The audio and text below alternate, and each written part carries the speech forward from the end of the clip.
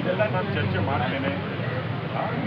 ಈಗ ಈ ಸಮಸ್ಯೆಗಳಿಗೆ ಪರಿಹಾರ ಕೂಡಲೇ ಆದಷ್ಟು ಬೇಗ ಆಗಬೇಕು ಅಂತ ನಾನು ಮುಖ್ಯಮಂತ್ರಿಗಳಲ್ಲಿ ನಿಮ್ಮ ಪರವಾಗಿ ನಾನು ಕೂಡ ಮನವಿ ಮಾಡ್ತೀನಿ. ಈಗ ಮಾತು ಬೆಳೀತಾ ಹೋಗುತ್ತೆ.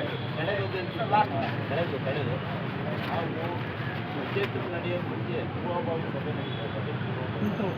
ಇದೇ ಫ್ರೀಡಂ ಪಾರ್ಕ್ನಲ್ಲಿ ಕೆಲವೊಂದು ಬೇಡಿಕೆಗಳನ್ನು ಪೂಜಿಸಿತು. ಅದರಲ್ಲಿ ಮೇಯ್ನಾಗಿ ಮಾಶಾಸನ ಹೆಚ್ಚಳ ಮಾಡಿ ಅಂತ ಆಗ ಹಿಂದೆ ಇದ್ದಂಥ ಸಚಿವರು ಲಕ್ಷ್ಮೀ ಹೆಬ್ಬಾಳ್ತಾಳವರು ಧರಣಿನ ಫಸ್ಟ್ ನಾನೇ ಪರೀಕ್ಷೆನಲ್ಲಿ ಜಾಸ್ತಿ ಮಾಡೇ ಮಾಡ್ತೀನಿ, ಎಷ್ಟು ಮಾಡ್ತೀನಿ ಅಂತ ಹೇಳಿಲ್ಲ, ಒಟ್ಟಲ್ಲಿ ನಿಮಗೆ ಜಾಸ್ತಿ ಮಾಡ್ತೀನಿ, ಅವಾಗ ಆಯ್ತು ನಿಮಗೆ ಮಾಡ್ತೀನಿ, ಈ ಧರಣಿನ ತೊಗೊಬಿಡಿ ಅಂತ ಹೇಳಿದ್ರು. ಅವಾಗಲೂ ರಾಜ್ಯದ ಮಾಡಿಕೊಂಡು ಮಾಡಿದೆ. ಈಗ ಅದು ಅವ್ರು ಹೇಳಿದ್ಮೇಲೆ ಮಂತ್ರಿಗಳೇ ಹೇಳಿದಾರಲ್ಲ ಅಂತ ಹೇಳ್ಬಿಟ್ಟು ನೋಡಿ, ನಾನು ಇಷ್ಟೇ ಈಗ ಜಾಸ್ತಿ ಮಾಡಿ ಅಂತ ನೀವು ಹೇಳಿದ್ದೆ, ನಾನು ಅದನ್ನು ಮಾಡಿಸ್ತೀನಿ ಇದು ಮಾಡಿಸ್ತೀನಿ ಅಂತ ಈಗ ನಿಮಗೆ ಇದ್ದಿದ್ದೇ ಬರ್ತಾ ಇಲ್ಲ. ನಿಮಗೆ ಅದೇ ಭಾಳಷ್ಟು ತಾಪಸ್ಯ ಆಗಿದೆ. ನಿಮಗೆ ಇನ್ಕಮ್ ಸರ್ಟಿಫಿಕೇಟ್ ಮಾಡಿಸ್ಕೊಂಡು ಪ್ರಾಸೆಸ್ ಏನು ಮಾಡಿದ್ದಾರೆ, ಮತ್ತು ಯಾರು ನೈಜ ಇದ್ದಾರೆ, ಎಫೆಕ್ಟೆಡ್ ಇದ್ದಾರೆ, ಯಾರು ಇಲ್ಲ, ಇದೆಲ್ಲ ಸಮಸ್ಯೆಗಳಿವೆ. ಇದು ಸ್ಟ್ರೀಮ್ ಲೈನ್ ಆಗ್ತದೆ. ಹೀಗೆ ಇರೋದೇ ಬರೋದು ಫಸ್ಟು ಮಾಡಿಬಿಡ್ಬೇಕು, ಹೆಚ್ಚಾಗಿ ಮಾಡಿ ಅಂತ ಮುಂದಿನ ಬಜೆಟಲ್ಲಿ ನಾವು ಕೇಳೋಣ. ನಿಶ್ಚಿತವಾಗ್ಲೂ ನಾನು ನಿಮ್ಮ ಪರವಾಗಿ ನಾನು ಕೇಳ್ತೇನೆ. ಸೊ ನಾವು ಒಂದು ತುರ್ತು ನಿರ್ಧಾರಗಳನ್ನು ಆಗಲೇ ತಗೊಳ್ತೀನಿ,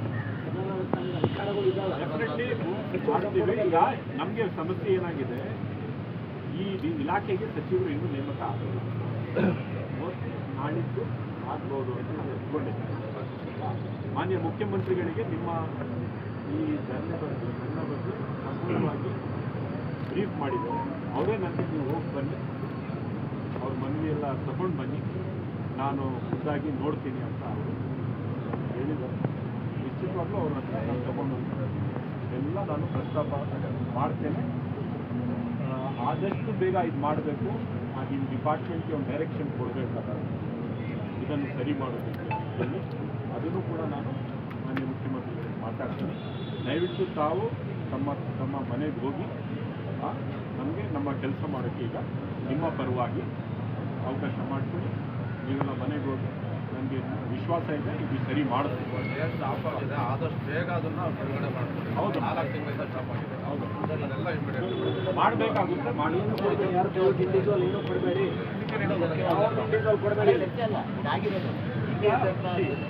ಅಲ್ಲ, ವಸತಿ ಬಗ್ಗೆ ಜಮೀರ್ ಅಹ್ಮದ್ ಅವರು ಏನು ಮಾಡಿದ್ದಾರೆ ಅಂತ ಇದು ರಾಜ್ಯದಲ್ಲಿ ಮೈಸೂರಲ್ಲಿ ಮಾಡಿದ್ದಾರೆ. ಇದೇ ಬರೋಲ್ಲ ಆದರೆ ಈಗ ಬೇರೆ ಬೇರೆ ಕ್ಲಬ್ ಮಾಡ್ಕೋಬೇಡಿ ದಯವಿಟ್ಟು. ನಿಮ್ಮ 4 ಬೇಡಿಕೆಗಳು ನೀವು ಇಟ್ಟಿದ್ದೀರಿ, ಅದನ್ನು ನಾನು ಫಸ್ಟ್ ಸರಿ ಮಾಡ್ತೀನಿ. ಮತ್ತೆ ಇನ್ನೂ ಹಲವಾರು ವೇದಿಕೆಗಳಿರ್ತವೆ, ಚರ್ಚೆ ಮಾಡೋಣ. ನಿಮ್ಮ ಮಂತ್ರಿಗಳಾಗಲಿ ತಗೊಂಡಿದ್ದೇನೆ. Sir, last year world disability ಮಾಡಲಿಲ್ಲ ಸರ್. ದಯವಿಟ್ಟು ಈ ವರ್ಷ ಒಂದು ಅದ್ದೂರಿಯಾಗಿ ಮಾಡೋಣ. ಪ್ರತಿ ವರ್ಷ ನಿಮ್ಮ ಅಧ್ಯಕ್ಷನಲ್ಲಿ ಚೆನ್ನಾಗಾಯ್ತು, ಈ ವರ್ಷ ಆಗಲೇ ಇಲ್ಲ. ಈ ವರ್ಷ ಮಾಡೇ ಇಲ್ಲ ಸರ್. 2025 ಮಾಡಲೇ ಇಲ್ಲ.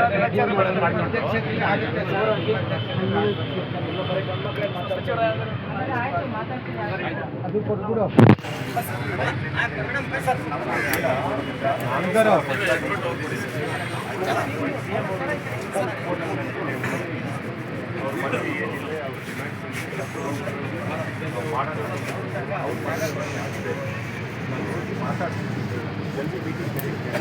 ನಾಳೆ ಹೊಸ ಮಿನಿಸ್ಟರ್ ಕೂಡ ಬರ್ತಾರೆ. ಇದಕ್ಕೆ ಮಾಶಾಸನ ನಿಂತಿದೆ ಅಂತ ಮಾತಾಡಿ ಫಾಸ್ಟಾಗಿ ನಮ್ಮ ಸರ್ಕಾರದಿಂದ ಈ ಪರಿಹಾರಕ್ಕೆ ನಾವು ಕೂತ್ಕೊಂಡು ತೀರ್ಮಾನ ಮಾಡ್ತೀವಿ.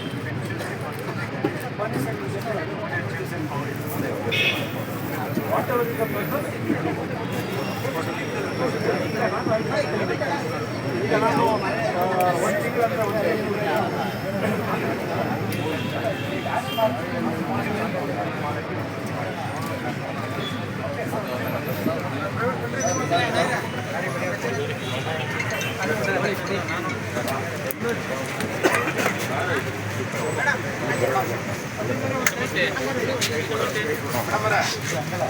ಅಣ್ಣ ಒಂಚೂರು ಸರ್ ಇದು ಕೇವಲ ಎಮಸಕ್ಕೆ ಈ ಮಾತು ಬೇಡ. ದಯವಿಟ್ಟು ಹೇಳಿದೀವಲ್ಲ ಆಗ್ಲೇ. ಒಂದ್ ಸೆಕೆಂಡ್ ಇಲ್ಲಿ ಮಾಧ್ಯಮದವರು ಕೂಡ ಇರ್ಬೋದು ಅಂತ ಭಾವಿಸ್ತೀನಿ. ನಾನು ಕಳಿಸೋದಿಲ್ಲ, ಯಾಕೆಂದರೆ ನನಗೆ ಒತ್ತಡ ಸಾಕಷ್ಟಿದೆ. ಎಲ್ಲರೂ ಏನಾದರೂ ಸಮಸ್ಯೆಗಳು ಬಂದಾಗ 24 ಫೋನ್ ಮಾಡ್ತಾರೆ, ಏನಪ್ಪ ನಾವು ಎಬ್ಬಿಸಿ ಕಳಿಸಿದ್ರು ನಮ್ದು ಇಷ್ಟೇನ ಅಂತ ನನಗೆ ಆಗ್ಬಾರ್ದು. ದಯಮಾಡಿ 21 ದಿನದ ಒಳಗಾಗಿ ನನ್ನ ಸಮಸ್ಯೆಯನ್ನು ಬಗೆಹರಿಸ್ಕೊಡ್ಬೇಕು ಸರ್. ಬರಲಿಲ್ಲ ಅಂದರೆ ಒಂದು ವೇಳೆ ಆಗದೆ ಇದ್ದರೆ ನಿಮ್ಮ ಕಚೇರಿಗೆ, ವೈಯಕ್ತಿಕ ಕಚೇರಿಗೆ ನಾವು ಬರ್ತೀವಿ ಸರ್. ಇದು ನೀವೇ ನಮಗೆ ನೀವೇ ನಮ್ಮ ಹೀರೋ. ಸಾಹೇಬ್ರಿಗೆ